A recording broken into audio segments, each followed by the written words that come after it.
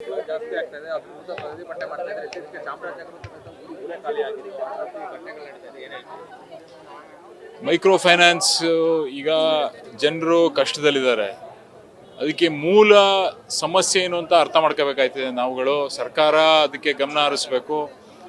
ನಾವು ನಮ್ಮ cooperative ಸೊಸೈಟಿಗಳನ್ನು strengthen ಮಾಡ್ಕೊಂಡ್ರೆ, ನನ್ನ ವೈಯಕ್ತಿಕ ಅಭಿಪ್ರಾಯ, ಕೋಆಪರೇಟಿವ್ ಸೊಸೈಟಿಗಳನ್ನು ಸ್ಟ್ರೆಂಥನ್ ಮಾಡ್ಕೊಂಡ್ರೆ ಅದ್ರ ಮೂಲಕನೇ ಅವರು ಏನು ಫೈನಾನ್ಸಿಗೆ SHG ಗ್ರೂಪ್ಗಳ ಮೂಲಕ ಫೈನಾನ್ಸ್ ಕೊಡೋಂಥದ್ದು ಮಾಡಿದ್ರೆ, ಈ ಏನು ಜಾಸ್ತಿ ಬಡ್ಡಿ ಹಾಕ್ಸಿ ಈಗ ಪ್ರೈವೇಟ್ ಫೈನಾನ್ಸ್ ಅವ್ರು ಕೊಡ್ತಾ ಇದ್ದಾರೆ ಮೈಕ್ರೋ ಫೈನಾನ್ಸ್, ಅದನ್ನು ತಡಿಬೋದು.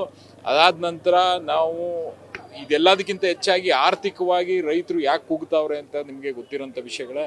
ಈಗ ಎಲ್ಲದ್ರದ್ದು ಬೆಲೆ ಜಾಸ್ತಿ ಆಯ್ತೈತೆ, ಆದರೆ ನಮಗೆ ಸಿಗ್ತಾ ಇರೋ ಬೆಲೆ ರೈತರಿಗೆ ಜಾಸ್ತಿ ಆಯ್ತದೆ.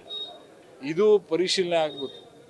ಸರ್ಕಾರ ಒಂದು ಕಮಿಟಿ ಫಾರ್ಮ್ ಮಾಡಿ ಯಾವ ಥರ ಈಗಾಗಲೇ ನಿಮಗೆ ಗೊತ್ತಿರೋ ಒಂದು ಆಯೋಗನ ಮಾಡಿ ಬೆಂಬಲ ಬೆಲೆ ಯಾವ ಥರ ಸೂಚನೆ ಮಾಡಬೇಕು ಅಂತ ಈಗಾಗಲೇ ವರದಿ ಕೊಟ್ಟಿತ್ತು. ಆದರೆ ಆ ವರದಿ ಕೊಟ್ಟಿದ್ದ ಸಮಯದಲ್ಲೂ ನಿಮ್ಗೆ ಗೊತ್ತಿರೋಂಥದ್ದು ಅದೇನು ಬರೆದಿತ್ತು ಅದು ಸರಿಗಿಲ್ಲ, ಅದು ಸರಿಯಾಗಿ ಲೆಕ್ಕಾಚಾರ ಆಗಲ್ಲ, ಅದು ಅಷ್ಟು ದುಡ್ಡು ಕೊಟ್ಟರೂ ಸಾಕಾಗಲ್ಲ ಅನ್ನೋದನ್ನ ಸ್ವಾಮಿನಾಥನ್ ವರದಿ ಬಂದರು. ಅಷ್ಟು ಸಾಕಾಗಲ್ಲ ಅಂತ, ಇನ್ನು ಅದಕ್ಕಿಂತ ಜಾಸ್ತಿ ಬಂದರೆ ಮಾತ್ರ ರೈತರು ಉದ್ಧಾರ ಆಗಕ್ಕೆ ಸಾಧ್ಯ, ಆರ್ಥಿಕವಾಗಿ ಮೇಲೆಲ್ಲಕ್ಕೆ ಸಾಧ್ಯ ಅಂತ ಗೊತ್ತಿರೋಂಥದ್ದು.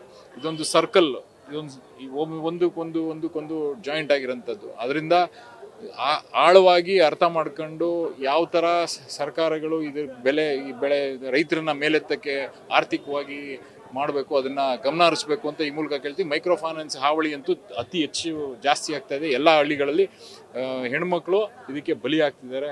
ಈಗೇನು ಇಲ್ಲಿ ಮಾತಾಡ್ಬೇಕಾದ್ರೆ ಹೇಳಿದ್ರು, ಒಬ್ಬರು ಕಟ್ಟಲಿಲ್ಲ ಅಂತ ಹೇಳಿದ್ರು, ಎಲ್ಲರೂ ಗ್ಯಾರಂಟಿ, ಇನ್ನೇನು 5 ಜನ 6 ಜನ ಗ್ಯಾರಂಟಿ ಇರ್ತಾರೆ ಒಂದು ಗುಂಪಲ್ಲಿ, ಅವ್ರನ್ನೆಲ್ಲರನ್ನೂ ಒತ್ತಾಯ ಮಾಡೋಂಥದ್ದು ಇದೆಲ್ಲ ಸರಿ ಇಲ್ಲ. ಇದನ್ನು ನಿಲ್ಲಿಸಬೇಕು. ಮತ್ತು ಜಿಲ್ಲಾಧಿಕಾರಿಗಳು ಇಲ್ಲಿ ಮಂಡ್ಯ ಜಿಲ್ಲೆ ಸೀಮಿತವಾಗಿ ಹೇಳ್ಬೇಕಂದ್ರೆ ಇಲ್ಲೇ ಇಮಿಡಿಯೇಟಾಗಿ ಮೀಟಿಂಗ್ ಕರೆದು ಅದಕ್ಕೆ ಏನು ಕ್ರಮ ತಗೊಳ್ಬೇಕಾಗ್ತದೆ.